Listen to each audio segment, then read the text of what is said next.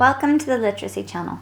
In this episode, we explore recount writing and share some helpful examples of opportunities to extend the learning within the specific genre of writing for the junior end of primary school.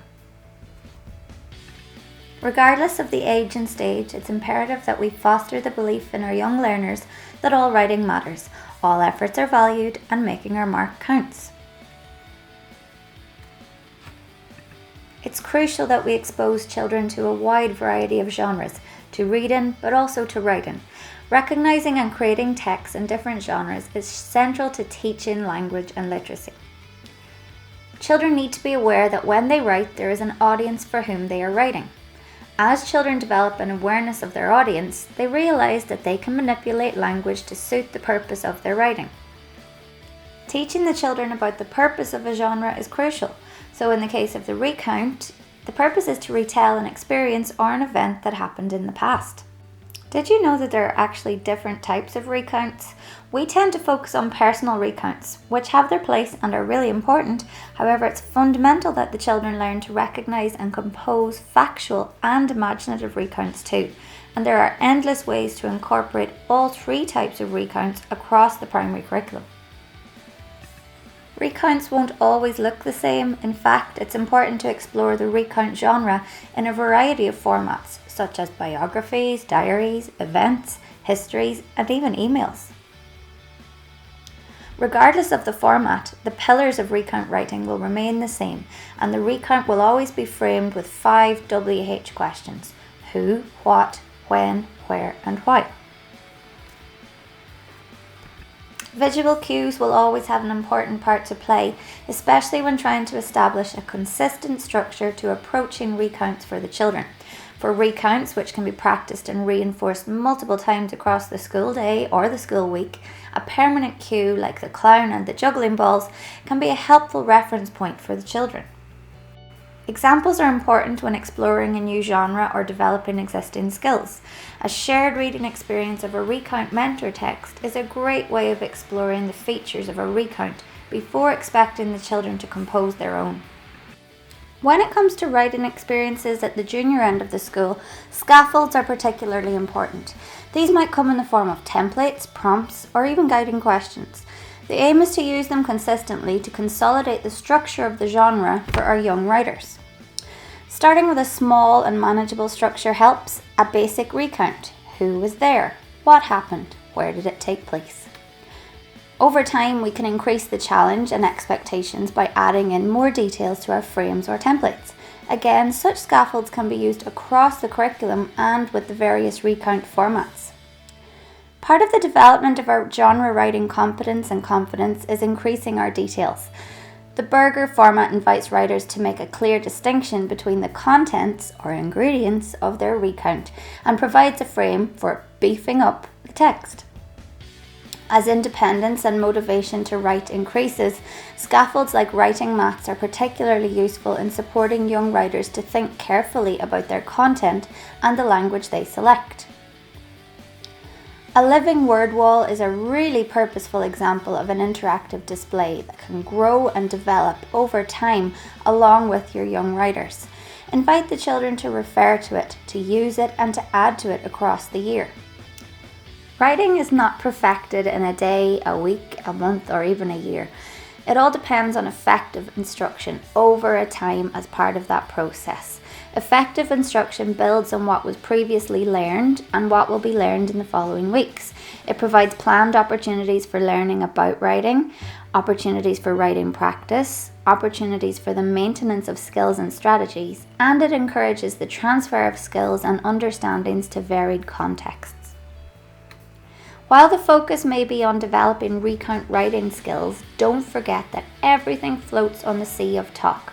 Talk is the foundation of children's writing, so it's essential that all writing lessons have opportunities for talk before, during, and after the writing experience. A useful structure for writing lessons which keeps talk to the forefront is the plan, do, review approach. Before we write, we plan, and to plan, we must talk and share. As we write, we pause for reflection, for mini debriefs and conferences with peers and teachers throughout. And after, we review. The review process isn't just about correcting and amending, it's about talking, sharing, and learning from each other and experiencing an audience. Okay, so what might effective use of the recount genre look like in the classroom? While the daily news will always have its place in the classroom, it's really important that recount instruction goes beyond this. Build on the children's personal experiences. Encourage the children to write about imaginative events connected to books or thematic learning. Capitalise on the creative. It's wonderful to see increased opportunities for playful learning across many junior primary classrooms. Use these playful experiences to develop recount skills. Invite the children to participate in daily play reviews. Who were you playing with? What did you play with? Where were you playing? Did anything happen? How did you feel? Use real-life classroom learning experiences to create real-life lived recounts. Another routine that is constant every day is home time. Seize the home time routine and incorporate a recount. Why not write a shared recount about the day to stick outside the door and share with parents? It's a great way to get the children recalling, recounting, and revising the many things that happened in a single school day. Bringing talk back to the forefront, let's not forget that there are opportunities galore for daily oral recounts. Often across our interactions, we are recounting. So why not seize more of these opportunities to use the pillars of the recount to frame the discussions? We can keep things playful and engaging by using exciting prompts for factual or imaginative recount writing opportunities. Children's movies, news reports, entertaining images, webcam footage, picture books. There are endless ways to explore recounts through a playful lens. As always, as the recount writing happens, there will and should always be opportunities to extend the literacy learning. The recount itself provides consistent opportunities for reinforcing the language features within this genre, writing in the past tense, following a chronological order, and choosing a variety of relevant time connectives will fall into each recount experience. Time connectives are words or phrases which are used to tell a reader when something is happening. They are sometimes called temporal connectives. Connectives can be conjunctions, prepositions, or adverbs. As the children become more familiar with recounts, we can extend and develop the variety of time connectives they use and choose. Again, as we plan our learning experiences, we can build in opportunities to explore a multitude of varying literacy components. Syllables, rhyming, key vocabulary, grammar, high-frequency words, punctuation, phonics knowledge, you name it. Whatever the component of literacy learning, there will always be a way to bring it into your shared recount writing and shared recount reading experiences. As shared pieces develop, don't forget about word awareness, particularly for our youngest learners. This is a crucial element of phonological awareness and can really support children in structuring their sentences. Lest we forget those high-frequency words. They pop up everywhere.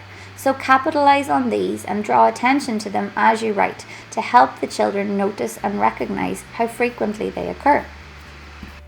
In teaching children to write, it's important to avoid overemphasis on absolute correctness, mechanics, and memorisation. Early emphasis on mechanical aspects of spelling can actually inhibit developmental growth. So when frequent purposeful writing takes precedence, adherence to the rules is secondary. The teacher in no sense abandons expectation for correctness, but instead correctness is nurtured more effectively through knowledge of the children's levels of development. So fostering the have a go mentality is extremely important. Celebrating invented spelling is key. So why not introduce the have a go board, where children can choose to explore spellings on a mini whiteboard before writing them on their page or copy. As always, books can be an excellent support to model and inspire recount writing. There are many fantastic texts such as those on screen which can act as wonderful mentor texts for recount writing. Don't forget to download your copy of the slides from the video details, subscribe to our channel and stay tuned for more from the Literacy Channel.